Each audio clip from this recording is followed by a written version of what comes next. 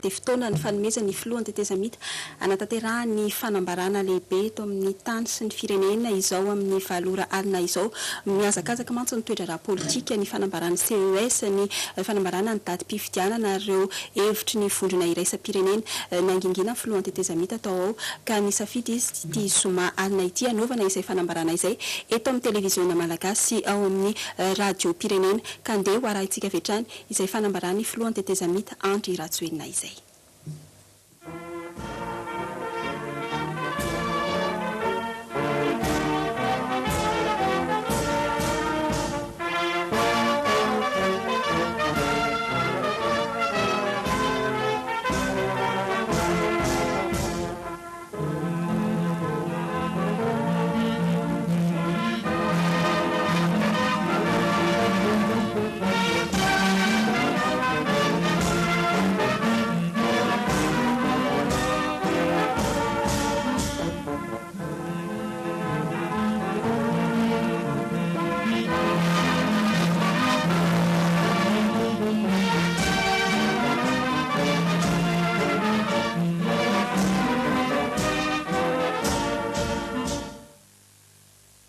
Ry malagasy mpiray-tanindrazana amin'ny fofeny fitiavana no hiarabako anareo rehetra isa-tokantrano manerana ny nosy.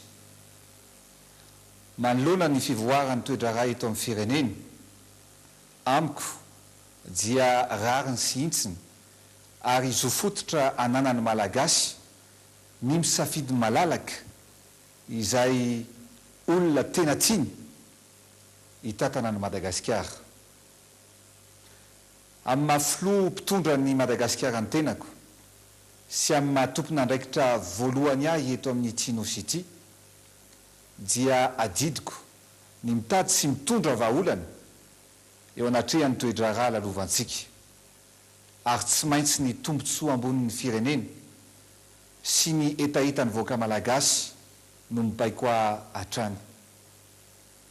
Ny fitiavako ity tanindrazantsika ity no lehibe sy mavesa-danja lavitra mihoatra noho ny ampopoko sy ny faniriko ilatsaka ho vidiana ho filoham-pirenena araka ny fanambarako ombenombeny raha teo. Tsapako fa miandrandra fifidianana fantratra ny vahoaka malagasy. Noho izany dia manaza ny fanapa-kevitry ny fitsarana manokana momba ny fifidianana na ny CES ny tenako ary manainga ny olo-pirenena rehetra tsy ankanavaka sy ireo tompon'andraikitra isa-tsokajiny manerana ny nosy mba hiara isalahy anatotosa ny fifidianana ao anatin'ny filaminana sy ny fandriampahalemana araka ny daty efa nofaritan'ny senita mba ahafahana mamarana ny tetezamita. Averiko indray fa i Madagasikara no jerentsika ny masoa ny vahoaka malagasy no banjinitsika. Tsy tiako tafarotsaka ao anatin'ny velam-pandriky ny fampiadiana ny samy malagasy isika toy ny hita any ivelany any amin'ny tany hafa rehetrany tsy azo ekeny zany ary tsy ekeko. Tsy mila intsony isika olona na dia iray aza amoy ny ainy noho ny tsy fitovikevitra ara-politika mipetraka ho vahaolana ho an'ny firenena ny tenako androany ary ho vahaolana ho an'ny firenena rapitso. Ny fiainana sy ny mpitondra dia mandalo fa ny atao dia mijanona sy mitoetra ho tantara. Noho izany dia ny fahendrena sy ny fandreferana no lova sy ohatra tsara indrindra apetraka ho an'ny taranaka faramandimby.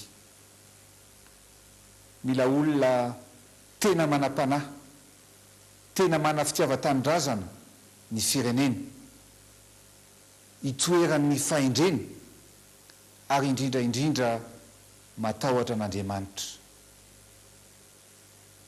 Koa vonina ny tenako anao famindra-pahefana milamina sy ara-demokratika ao arinan'ny fifidianana izay irosotsika. Izany no fomba anehoako ny fitiavan-tanindrazana ho anao ry malagasy namako. Nametraka fitokisana tamiko ianao, koa azamanana malahelo, fa miaraka mijery lavitra sy mibanjina no avy isika. Ho tanteraka ane ny sitrapon'Andriamanitra mamiko sy mamitsika i Madagasikara. Masina ny tanindrazana, misaotra tompoko lahy, mankasitraka tompoko vavy.